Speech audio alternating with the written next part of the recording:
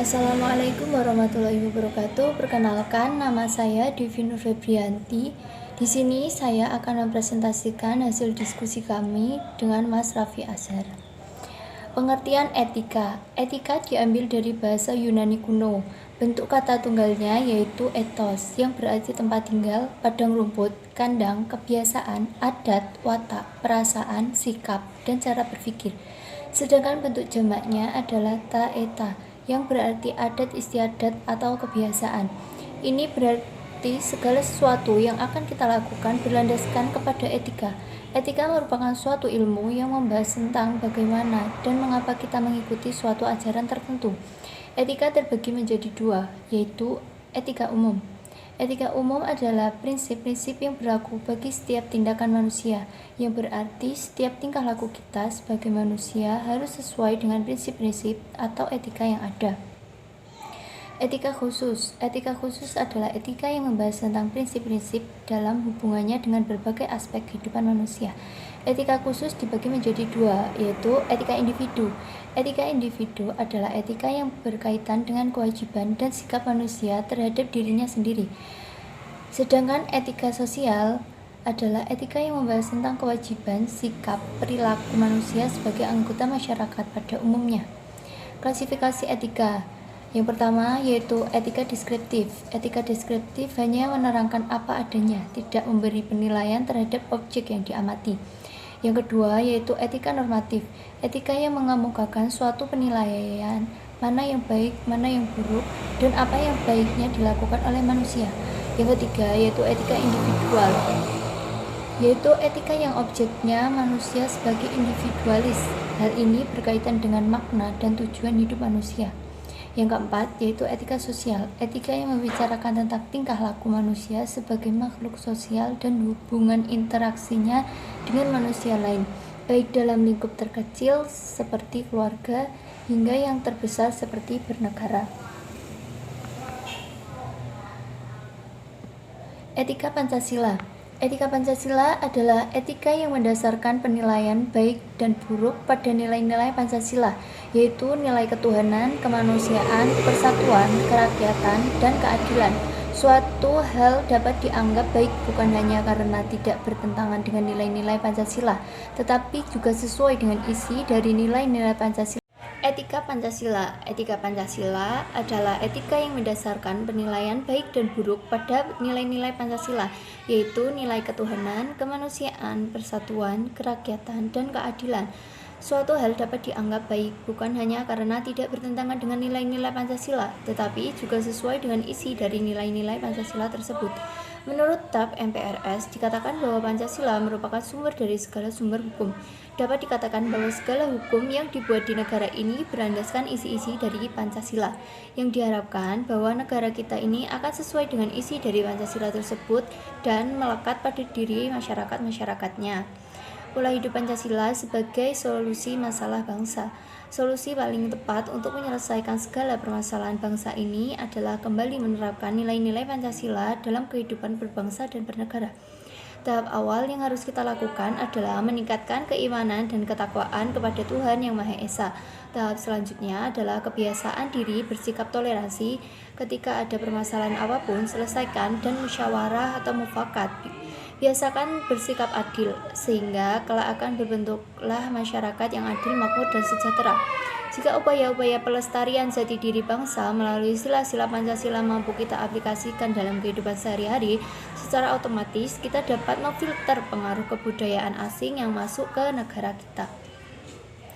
Adapun juga solusi problem bangsa seperti korupsi, kemiskinan, penegakan hukum yang lemah, pengangguran, kesenjangan sosial, pengelolaan sumber daya alam yang buruk, kualitas pendidikan yang rendah, dan lain-lain.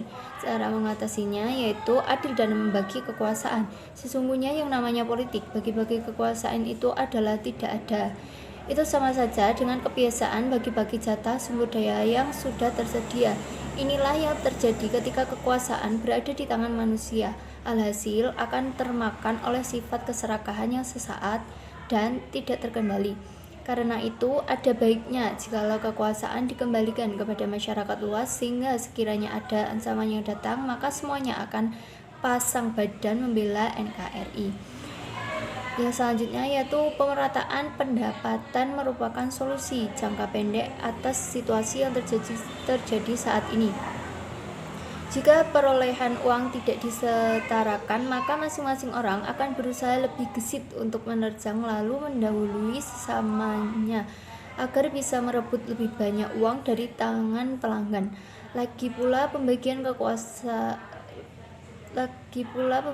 keuangan yang tidak adil akan memicu ledakan pergerakan masyarakat pada profesi tertentu di mana semuanya itu terjadi demi hidup yang lebih kaya raya. Yang selanjutnya yaitu pemerataan pendidikan. Perolehan pendidikan tidak hanya berpusat di kota-kota, melainkan juga di daerah-daerah terpencil. Ini tidak hanya fokus pada sarana dan prasarana yang tersedia, melainkan lebih kepada kemampuan intelektual dan emosional tenaga pengajar yang ada. Sehingga para guru tidak hanya mengajar dengan kata-katanya di depan kelas, melainkan juga menjadi contoh yang baik bagi para siswa-siswanya. Pemerataan skill tenaga pengajar adalah salah jalan cepat demi kesetaraan pendidikan di seluruh negeri. Yang selanjutnya yaitu pemerataan pengetahuan dan wawasan merupakan jalan keluar bagi permasalahan yang dihadapi oleh Indonesia yang sifatnya jangka panjang. Perolehan ini berhubungan erat dengan keterbukaan informasi dari pihak pemerintah dan swasta. Tanpa keterbukaan informasi mustahil terjadi perkembangan dan kemajuan di bidang ilmu pengetahuan juga wawasan. Oleh karena itu, ada baiknya jikalau semua pihak disuguhkan dengan informasi yang benar, bukan sesuatu yang merupakan hasil rekayasa untuk mendatangkan keuntungan bagi pihak tertentu. Yang selanjutnya yaitu pemerataan kesehatan. Salah satu syarat pertama agar seseorang menjadi bahagia adalah memiliki fisik yang sehat dan prima. Tanpa tubuh yang sehat, maka tidak ada pula hari-hari yang menyenangkan dengan aktivitas yang padat bersama keluarga, sahabat, handai, volan, rekan kerja, dan lain sebagainya.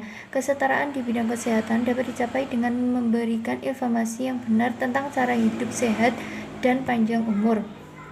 Yang selanjutnya yaitu pemerataan pekerjaan merupakan solusi jangka menengah demi kesetaraan bagi seluruh rakyat Indonesia. Setiap masyarakat yang berumur 25 tahun berhak mendapatkan pekerjaan yang layak sesuai dengan bakat yang dimiliki.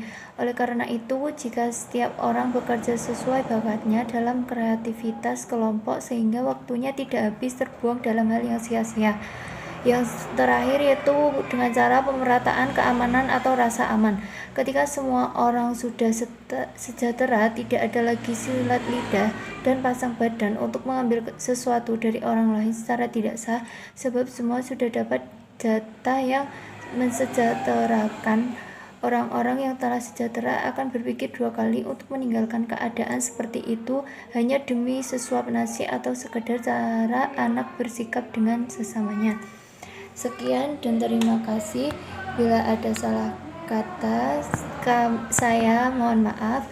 Bila itu Wassalamualaikum warahmatullahi wabarakatuh.